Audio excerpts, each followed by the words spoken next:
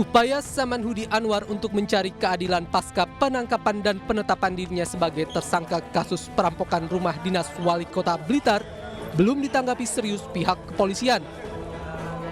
Hingga kini pihak Polda Jatim belum menerima pemberitahuan terkait gugatan pra-peradilan yang diajukan oleh mantan Wali Kota Blitar melalui kuasa hukumnya. Meski demikian, polisi menyebut pra-peradilan merupakan hak tersangka dan polisi siap untuk menghadapi gugatan tersebut. Kita belum ada pemberitahuan masalah itu, tapi pra itu merupakan hak tersangka. Ya, kita tetap akan hadapi. Demikian ya. Diketahui sebelumnya Samanhudi Anwar, mantan Wali Kota Blitar, ditangkap pada hari Jumat lalu. Dirinya diduga terlibat dalam perampokan rumah dinas Wali Kota Blitar Santoso, yaitu dengan memberikan informasi seputar kondisi rumah dinas termasuk tempat penyimpanan uang.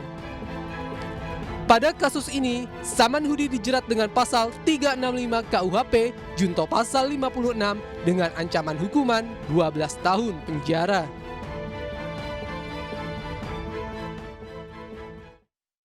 Mes karyawan di salah satu industri nikel di Kabupaten Halmahera Tengah terbakar. Karyawan yang panik mengevakuasi diri melalui pagar yang dijebol. Salah satu bangunan yang ada di dalam area industri nikel PT Indonesia Weda Bay Industrial Park di Kabupaten Halmahera Tengah, Provinsi Maluku Utara terbakar. Kebakaran yang menimpa mes ratusan karyawan ini semula terjadi dari salah satu blok, hingga akhirnya api merambat ke blok lainnya. Para karyawan yang masih di dalam gedung mengevakuasi diri dan barang berharga mereka yang bisa diselamatkan melalui pagar yang dijebol untuk meloloskan diri dari amukan api. Puluhan mobil tangki dikerahkan untuk memadamkan api. Tidak ada korban dalam peristiwa ini, namun pihak perusahaan dilaporkan akan melakukan investigasi.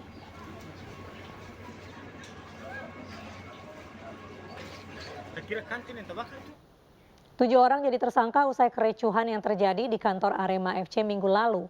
Akibat kericuhan ini, manajemen Arema mempertimbangkan untuk membubarkan tim berjuluk Singo Edan.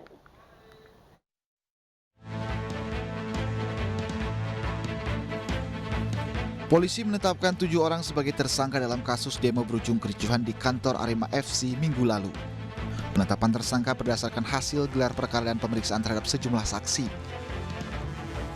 Kapolresta Malang Kota Kombes Budi Hermanto mengatakan, selain melakukan pemeriksaan, penyidik telah menyita sejumlah barang bukti, mulai dari bom asap, kaleng cat, kayu, batu, pecahan kaca, hingga potongan boneka pamer atau manekin serta poster.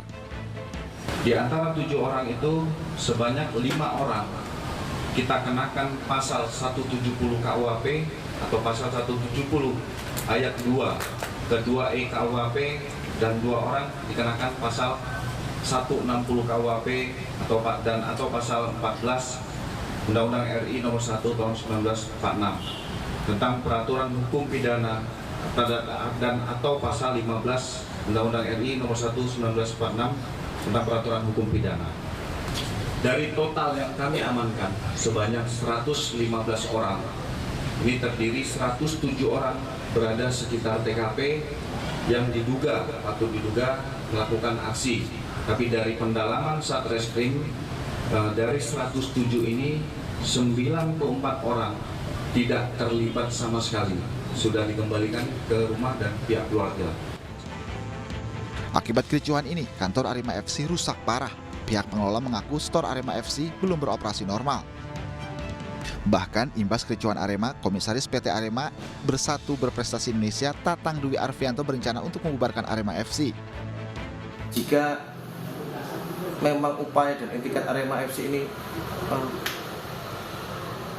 kurang dianggap memenuhi keinginan banyak pihak, mungkin serta justru membuat tidak kondusif. Mungkin kami sebagai direksi dan manajemen akan mempertimbangkan keeksistensian klub ini. Manajemen Arema juga mengaku sudah berupaya untuk mengembalikan kondisi Arema pasca tragedi Kanjuruhan 1 Oktober tahun lalu. Mulai dari membuka crisis center penanganan korban serta menjaga eksistensi tim di Liga 1. Kemudian kaget Tapi kemudian Yosua mengancam Yang Mulia. Kemudian istri saya menyampaikan dia kemudian melakukan perkosaan terhadap istri saya. Saya tahu kapan kamu bohong, kapan enggak. Cerita kamu nggak masuk di akal.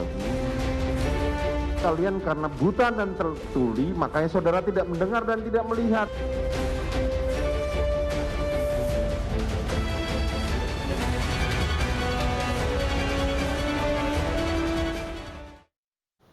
Pemirsa, hari ini Verdi Sambo CS menjalani sidang lanjutan kasus pembunuhan berencana Brigadir Yosua dengan agenda duplik atau memberikan tanggapan atas replik dari JPU. Dengan hal ini, maka proses persidangan pembunuhan Yosua tinggal selangkah lagi menuju sidang putusan atau vonis. 3 terdakwa kasus pembunuhan berencana Brigadir Yosua hari ini menjalani sidang duplik di Pengadilan Negeri Jakarta Selatan. Verdi Sambo dan juga Kuat Ma'ruf serta Riki Rizal memberikan tanggapan atas replik dari JPU. Sebelumnya, dalam sidang replik, JPU meminta majelis hakim menolak seluruh nota pembelaan para terdakwa. Sementara dalam sidang hari ini, pengacara Verdi Sambo menuding replik JPU lahir dari rasa frustasi dan tidak memuat hal-hal yang substantif. Usai pengajuan duplik, majelis hakim menetapkan sidang vonis Verdi Sambo akan digelar pada 13 Februari mendatang. Sayangnya, isi replik penuntut umum tersebut sama sekali tidak memuat hal-hal yang substantif, bahkan tidak menjawab secara yuridis nota pembelaan dari tim penasehat hukum. Secara serampangan, penuntut umum menyampaikan tuduhan kosong bahwa tim penasehat hukum tidak profesional, gagal fokus mempertahankan kebohongan terdakwa Verdi Sambo, memberikan masukan agar menjadi tidak terang perkara, membuat dalil tidak berdasar, menjerumuskan terdakwa Verdi Sambo dan penuntut umum seakan malah menyerang kedudukan profesi advokat sebagai officium nobile. Tuduhan yang mencederai profesi penegak hukum tersebut tidak menyurutkan semangat tim penasehat hukum untuk menyajikan pembelaan berdasarkan fakta-fakta persidangan. Tanggapan penuntut umum demikian terasa sangat menggelikan sekaligus menyedihkan karena dilandasi argumentasi yang bersifat halusinasi. Namun, tim penasehat hukum mencoba memahami bahwa replik tersebut tampaknya lahir semata-mata dari rasa frustasi penuntut umum. Penuntut umum terlihat frustasi karena semua dalil tuntutannya terbantahkan dan sialnya lagi di saat bersamaan tidak mempunyai bukti dan dalil yang cukup untuk menutupinya. Yang tersisa hanyalah racauan atau semata-mata demi memenuhi syarat adanya tanggapan atas pledoi. Bahwa sepatutnya penuntut umum memeriksa dengan baik dan teliti setiap keterangan saksi-saksi, para ahli, dan terdakwa Verdi Sambo selama persidangan agar dapat secara utuh menilai kesesuaian fakta-fakta persidangan.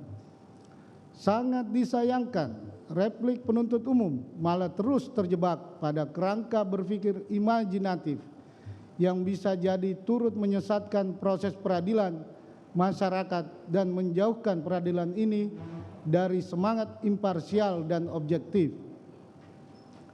Rasa frustasi sepertinya turut menyebabkan penuntut umum gagal memahami konsep dan sistem bekerjanya peradilan pidana yang melibatkan 3 pilar penegak hukum yang setara, yaitu penuntut umum, penasihat hukum, dan majelis hakim. Ketiganya memiliki tanggung jawab yang sama dalam mencari keadilan. Namun sayangnya, semua dalil penuntut umum justru dibungkus dengan tuduhan imajinatif dan tidak berdasar, semata-mata untuk menutup ketidakmampuan penuntut umum menghadirkan bukti-bukti yang cukup untuk... Baik, tadi demikian pembacaan duplik atas tanggapan replik dari penuntut umum. Selanjutnya majelis hakim akan mengambil putusan, yaitu pada tanggal 13 Februari. Pada terdakwa diperintahkan untuk kembali ke dalam tahanan. Sidang perkara nomor 796 Pit B 2022 atas nama terdakwa Verdi Sambo dinyatakan ditutup. Sementara itu penasehat hukum Kuat Ma'ruf meminta majelis hakim memvonis bebas kliennya atas kasus pembunuhan Yosua. Hal itu disampaikan dalam duplik yang dibacakan oleh penasehat hukum Kuat Ma'ruf di persidangan. Memandang tidak perlu untuk ditanggapi, dikarenakan sudah terbukti dalam persidangan hilangnya nyawa dari korban seluruhnya dilakukan oleh saksi Richard Eliezer Pudiang Lumiu, sehingga tidak ada kaitannya dengan terdakwa. Bahwa dari penjelasan di atas sudah semakin jelas dan terang tidak adanya keterlibatan terdakwa Kuat Ma'ruf dalam tindak pidana yang menyebabkan hilangnya nyawa korban yang dilakukan oleh saksi Richard Eliezer Pudiang Lumiu di rumah Duren 346.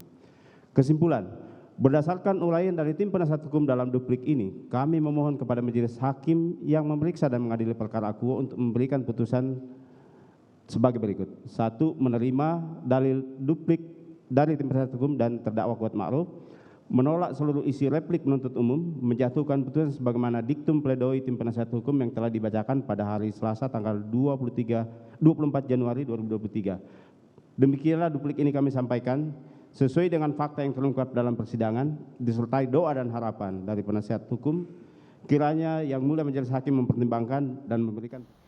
Tim penasehat hukum terdakwa Ricky Rizal tidak sependapat dan menolak replik JPU. Tim kuasa hukum juga menilai replik yang dibuat JPU hanya asumsi.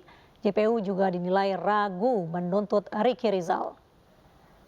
Kami tarik kesimpulan bahwa kami tidak sependapat dan menolak replik jaksa penuntut umum, di mana sebenarnya tidak ada fakta hukum dan argumentasi hukum yang bersesuaian dengan fakta yang terungkap di persidangan. Bahkan tidak ada hal-hal baru yang bersifat substantif yang disampaikan oleh penuntut umum dalam repliknya. Bahwa replik jaksa penuntut umum hanya berisi pengulangan dan penggambaran kembali asumsi-asumsi yang tidak dapat dibuktikan di persidangan atas hal-hal yang tertuang dalam dakwaan serta termuat kembali dalam tuntutan. Atas muatan replik yang disampaikan jaksa penuntut umum tersebut, kami beranggapan jaksa penuntut umum memang ragu dan tidak bersungguh-sungguh untuk menuntut Jaksa meminta hakim menolak nota pembelaan Richard Eliezer dan meminta hakim menjatuhkan tuntutan yang sudah diputuskan oleh penuntut umum. Dalam The Prime Show, Aiman Wicaksono akan mengungkap kejujuran Eliezer yang belum pernah dibuka. Maafkan kalau karena kejujuran saya ini sudah membuat Mama sedih harus melihat saya di sini. Penuntut umum memohon kepada majelis hakim yang memeriksa dan mengadili perkara ini untuk 1. Menolak seluruh pledoi dan dari tim penasihat hukum terdakwa Richard Eliezer Pudiang Lumiu.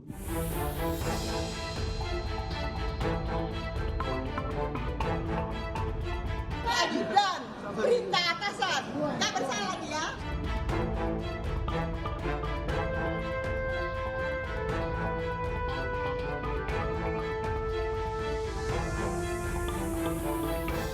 Sudah membuat Mama sedih harus melihat saya di sini. Saya tahu Mama sedih, tapi saya tahu Mama bangga saya berjuang untuk terus menjalankan perkataan Mama.